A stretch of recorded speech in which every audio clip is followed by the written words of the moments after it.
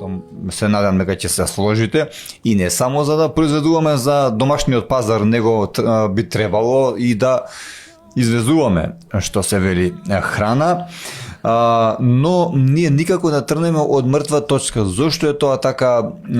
Впрочем, што мислите вие? Има ли некаква надежда? Па види, министерот за земјоделие со сите негови луѓе што работат на ова програма и владата, се разбира, се криви за оваа состојба во земјоделието.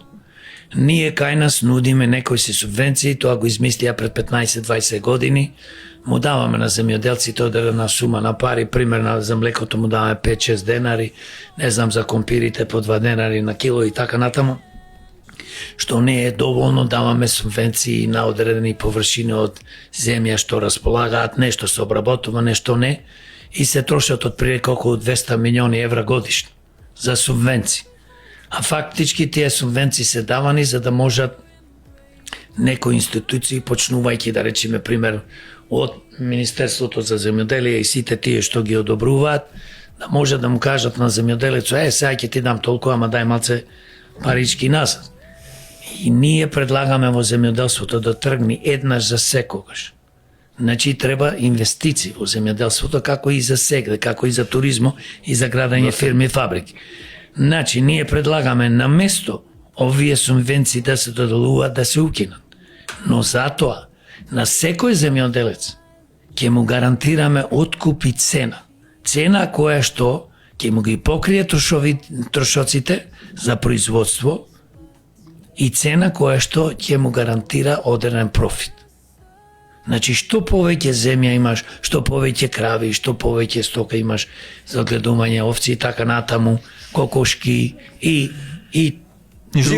живина и други производи што произведуваш, повеќе можеш да заработиш. Јас ако имам 200 хектари, тоа е огромна површина, некои луѓе немаат представа колку е 200 хектари. Замислете, ако имам тогаш или 500 хектари, можам да заработам многу повеќе. Јас ќе бидам не само професионален произведувач на храна, земјоделец, и можам и да дојдам и до поголема сума на пари и да се збогатам, да живеам подобар живот. Некако има 1 хектар е толку.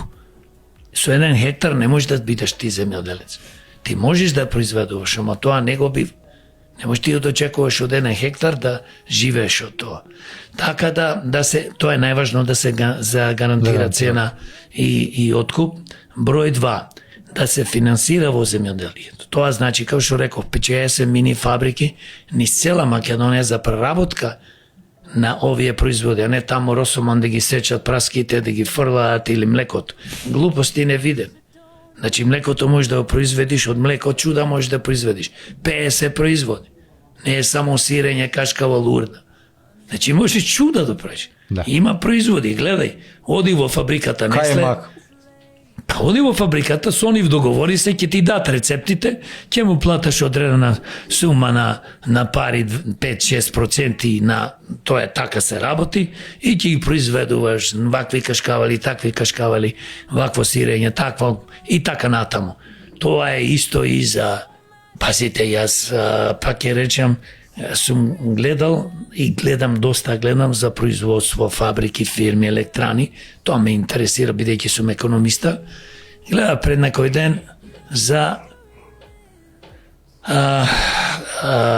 љубеници. Љубеници, да. Љубениците. И сега кажуваат една фабрика што произведува љубениците, како тие ги преработува. И замисли, не постои фабрика во светот кој што произведува доста голема количина љубеници, да не произведува сок. Знаете како квалитетен сок, да замисли, да се напиеш чист сок. Не она додај вода, додај шеќер. Значи ние, знаеш ти колку може да произведеме во Македонија љубеници? Не само љубеници, компири не е битно. Не можеш ти компирите да продаваш во Словенија, тие назад и грозија и да ти враќаат вино и овие што се помпит, како ги викам. Глупости невидени. Значи, изборуваме, тоа може да се направи. Исто така, да се формираат државни задруги. Како порано, што веш? Како порано. Да се формираат, да речеме колку е потребно број, 10, 15, 20, низ Македонија. Тие да бидат опремени со најмодерна технологија. Да вработиш луѓе што ќе ги управуваат, што ќе ги возат. И тие во зависност од регионот да се даваат на земјоделците кои што немаат своји бесплатно да се користат. Бесплатно да се користат. Државата за тоа финансира, со тоа го поттикнува човекот да работи. Земјоделието е една од најтешките гранки. Најтешко. Најтешка, кога ти зависиш од времето, замисли едно невреме све ќе уништи. Цел ден си на сонце, на дожд, на ветер. Не е тоа така едноставно. Не можеш едно мало тракторче да имаш да ораш, ќе пропаднеш во нивата.